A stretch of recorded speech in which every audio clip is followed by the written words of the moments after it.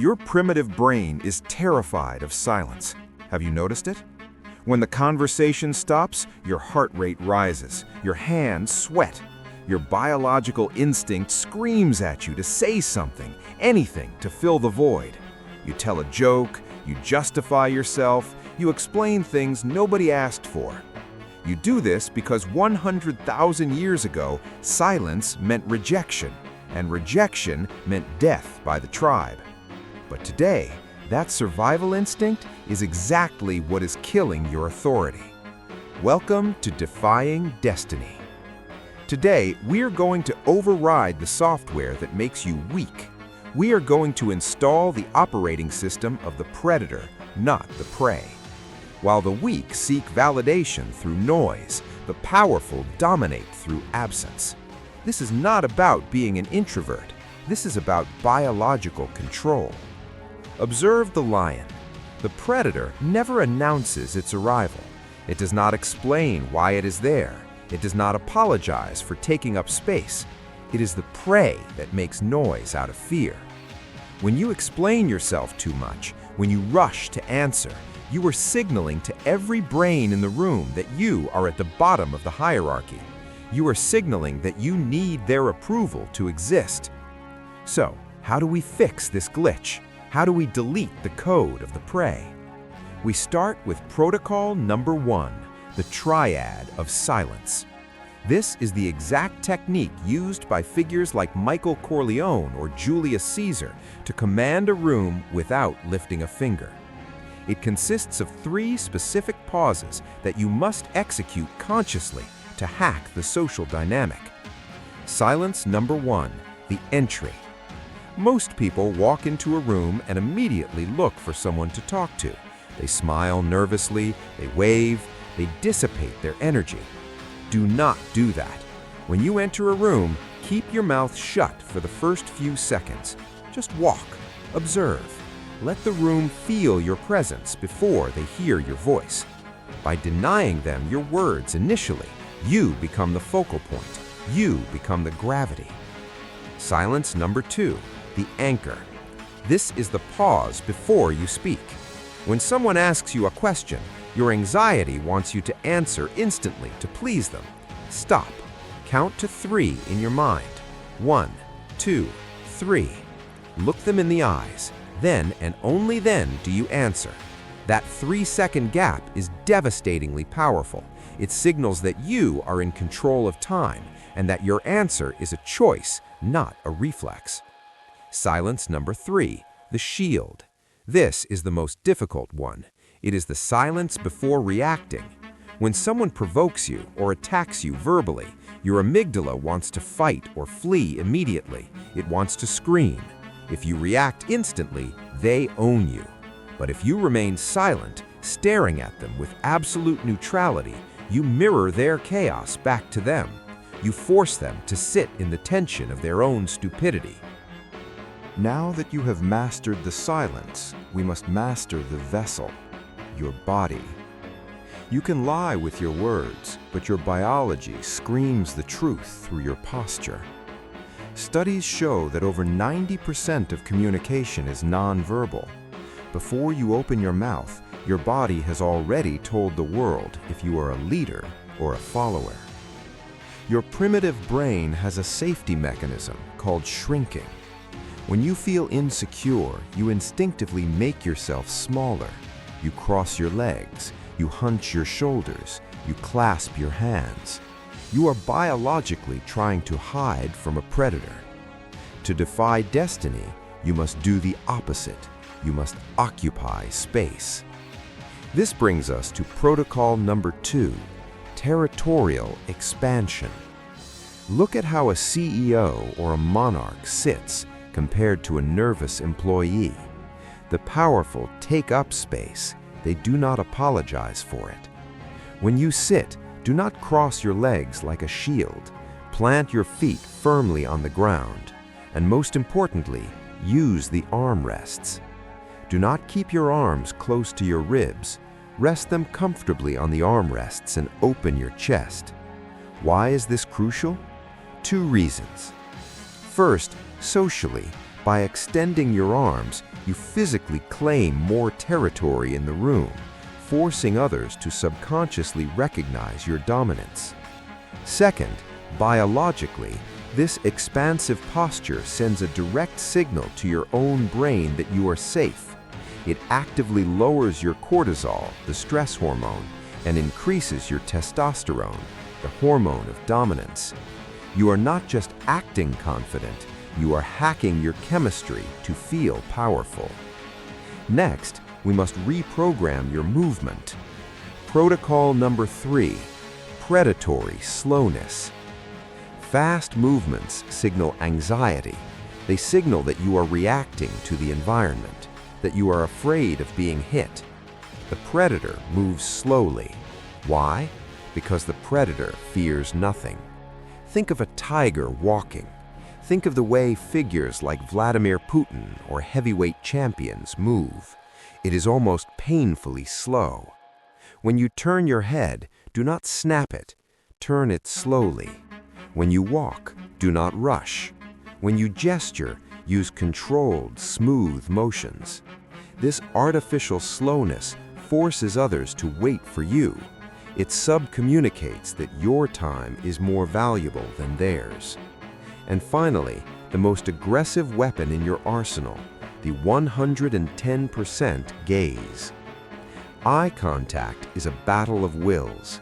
In the animal kingdom, looking away is an act of submission.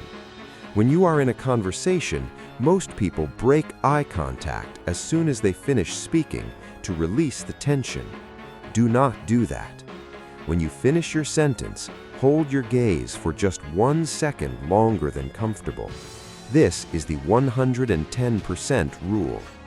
That extra second of silence and eye contact creates a deep subconscious pressure. It tells the other person, I am not seeking your validation. You are seeking mine. Do not blink excessively. Do not look down. If you must break eye contact, look to the side, never down.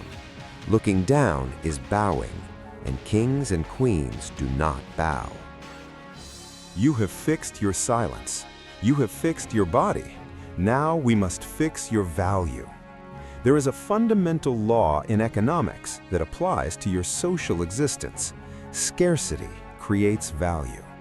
If gold were as common as sand, it would be worthless. The reason people do not respect you is because you are too available. You are cheap inventory. Your primitive brain wants to belong. It wants to answer every message instantly. It wants to say yes to every invitation. It fears that if you are not there, the tribe will forget you. But the opposite is true. The human brain is wired to chase what retreats. This brings us to protocol number 4, strategic inaccessibility. Stop being available 24/7. When you reply to a message within seconds, you are subcommunicating that your time has zero value. You are telling the world that you were just waiting for them to validate your existence. From today, you must implement blackout blocks, periods of the day where you simply do not exist to the outside world.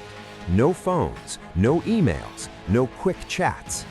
When you finally emerge and give someone your time, they will value it. Why? Because their brain releases dopamine when they finally get a reward that was hard to obtain. You must understand this chemical, dopamine, the fuel of conquest. It is not just about pleasure, it is the chemical of desire and pursuit.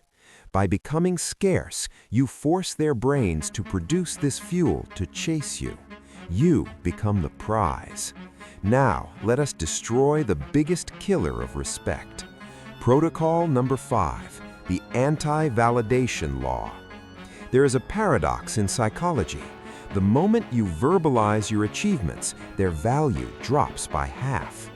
Have you noticed that the richest person in the room is usually the quietest about money, while the insecure person is loudly listing their credentials? When you say, I am the boss, or I am successful, or I am a good person, you are actually begging for confirmation. You're asking the other person to agree with you. That is weakness. The truly powerful operate under the iceberg rule. Show only 10% of your competence. Let people discover the other 90% on their own. But what does this look like in real life? Forget the theory and visualize this scene so you know exactly how to execute it. Imagine you are in a critical meeting and a complex problem arises. Everyone is arguing and panicking. The average man, seeking validation, stands up nervously and shouts, "Hey, listen to me. I know exactly what to do because I have a degree and I studied this for 5 years." Even if he's right, he looks weak. You do not do that. You apply the 10%. You remain calm and silent while others waste energy. You wait for a pause. Without speaking about your titles or your experience, you simply act. You pick up the marker, walk to the whiteboard, and write the exact solution or make that one phone call that fixes the problem. Then you sit back down, calm. You do not explain how you did it. You do not ask for thanks. The result? The silence in the room will be deafening. In that moment, everyone thinks, "Who is this man, really? What else can he do that he hasn't told us?" When they discover your strength without you telling them, it hits them with the force of a revelation. They realize you did not need their applause. Stop telling people who you are. Stop explaining your plans. Let your results be the only noise you make. You have mastered silence. You have commanded your space. You have created scarcity. Now we arrive at the final test, conflict. The world will not just let you change, it will test you.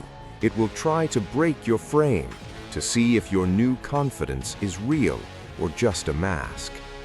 This brings us to the most dangerous chemical in your body, cortisol. You must understand this definition. Cortisol, the scent of prey. In the wild, predators do not attack the strongest animal, they attack the nervous one. High cortisol makes you jittery, reactive, and fast. It tells the world, "I am threatened, I am afraid." When you get angry, when you yell, when you defend yourself rapidly, that is not power. That is cortisol drowning your rationality. A king does not scream. A king does not explain. This leads to protocol number 6, the law of non-reactivity. The person who reacts the most loses. The person who reacts the least holds the power. It is easy to be calm when things are going well, but how do you handle disrespect? Let's apply this to a real-world scenario so you never fail a shit test again. The scenario. Imagine you are at a dinner or a social event. Someone tries to humiliate you. Maybe they make a sarcastic joke about your job, or they try to trigger you in front of others. The amateur, high cortisol. He feels the sting immediately. He snaps back. "What is your problem?" Or he laughs awkwardly to please the aggressor. He has just handed over his power. He is reacting to their frame. The master, low cortisol. You do not flinch. You do not smile nervously. You apply the 2-second black hole. When they finish their insult, you do nothing. You look them directly in the eyes for 2 full seconds, total silence. You let their words hang in the air until the room gets uncomfortable, not for you, but for them. Then you speak with a low, slow, monotone voice. You ask a simple question like, "Are you okay?" Or simply, "Why would you say that?" You treat their aggression not as a threat, but as a tantrum. You look at them with the curiosity of a scientist observing a bug. By refusing to get angry, you reject their gift of chaos. You remain the immovable object. The conclusion. Listen to me closely. We have rebuilt you from the ground up. Silence is your shield. Space is your territory. Scarcity is your value. Non-reactivity is your weapon. The old version of you, The one who begged for attention, the one who apologized for existing, is dead. Do not resurrect him. Walk out into the world today. Do not speak. Do not rush. Just be. And watch how the world bends around you. The training is over. The rain begins.